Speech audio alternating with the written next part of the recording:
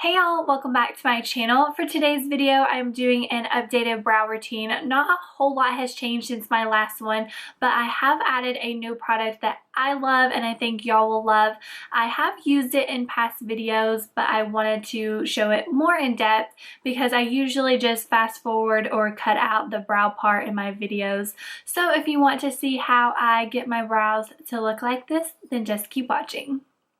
Before I start showing y'all how I fill in my brows, I wanted to talk about the 3 different brow products that I alternate between. 2 are very similar in consistency. There are a couple of differences and they are by 2 different brands. And then the 3rd product is super easy to use, so it will be great if you are new to filling in your brows.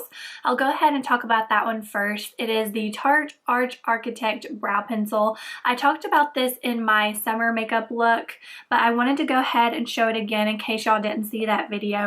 So it is a universal shade, and if you can see, it is a wedge tip. You can tell, but I love this. This is the brow pencil I use if I want something just quick and easy or a more natural look. If you want it to be darker, you just press a little bit harder. So if you have darker hair, that is what you would do. And then if you have blonde hair or lighter hair than mine, then you will want to use a light hand. And then the other good thing about this is it's part of Tarte's Double Duty Beauty collection, and that means that there are multi-uses. So it is for the girl on the go, and it has a clear brow gel on the other side. So I took this directly out of the tube, and you can see how there's not a whole lot of extra product. That is one of the things I love about this brow gel, because I don't have to wipe off extra. I can pull it just straight from the tube and go directly on my brows. So this is actually what I'm wearing on my brows right now. So the other 2 products that I said were very similar is the Tarte Amazonian Clay Waterproof Brow Mousse and then Ka-Brow by Benefit. So I'll talk about the Tarte one first. Like I said, it is waterproof, and since it's made with Amazonian clay and it's clay based, it does not dry out. And the best part about this one is it comes with a full-size brush. So these come together, and as you can see, it is a really nice angle. And then it has the spoolie on the other side. So no matter what product you use whenever you are doing your brows, you need some type of spoolie. They sell it just by itself, but this is the blending brush for your brows. So if you don't have a spoolie, definitely get one, but a lot of the brow brushes come with one on the other side. And then the other product that is very similar is Ka-Brow by Benefit. So this one is a cream gel, and I don't think it's waterproof. Normally if it is waterproof, it will say, and this one does not. But the cool thing about this one is the brush is right in the lid. So you just pull it out like this, and it sort of has an angle too, but it's a little bit smaller. I honestly just use the brush like this, but it's designed to just take it out of here, flip it around, and it goes right into the lid. So you're supposed to use it like this, but I don't know. I don't really like that. It's kind of weird to me, so I just use it like that.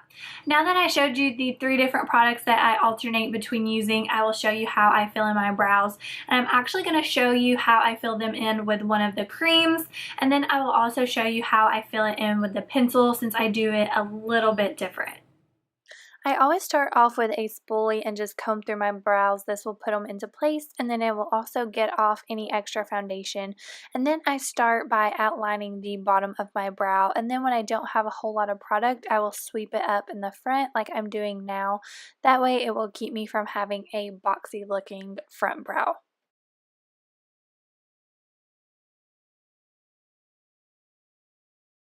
Then I outline the top the same way, but I don't start all the way at the beginning. I will wait till I don't have much product, and then that's when I will go to the very front of the brow. And like the good old days, most of that brow was out of the viewfinder, but I am just finishing up. After I outline the bottom and the top, I will just go back and fill it in. Isn't it crazy the difference brows make? After I get my brow filled in, I like to go back with the spoolie and just make sure there are no harsh lines. Like I said earlier, the spoolie is the blending brush for your brows. And then I'm just going to go into the other brow and do the exact same thing. Outline the bottom, outline the top, fill it in, and blend it out.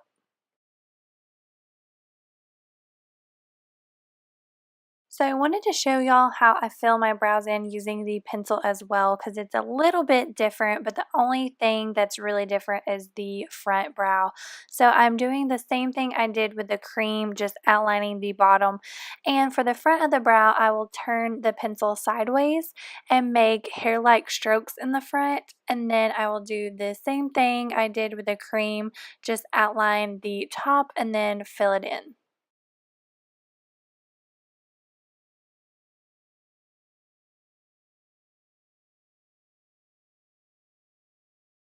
And here I am just blending them out again with my spoolie.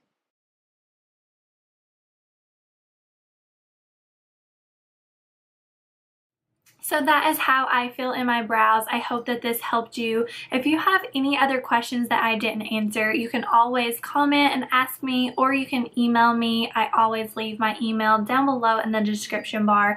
But if this video was helpful and you liked it, please be sure to give it a thumbs up. And I would love for you to subscribe to my channel if you haven't already. But I don't have anything else to say except thank you for watching. And until next time, bye y'all.